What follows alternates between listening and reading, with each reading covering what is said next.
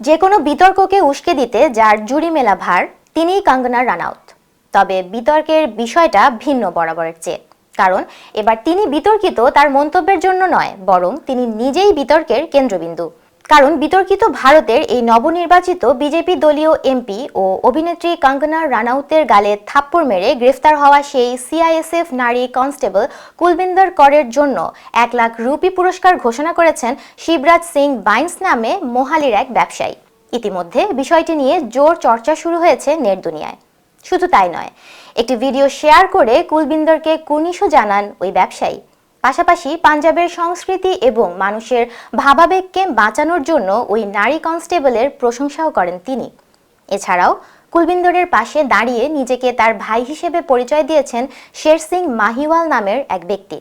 কঙ্গনাকে হেনস্থা করার বিষয়ে ওই নারী কনস্টেবল বলেন যে কৃষকরা দিল্লিতে বিক্ষোভ করছেন, তাদের 100 বা 200 রুপি করে দেয়া হয়েছিল। সেই বিক্ষোভকারীদের একজন ছিলেন আমার মা। এজন্য মায়ের সম্মান রক্ষায় সে এমন কাজ করেছে।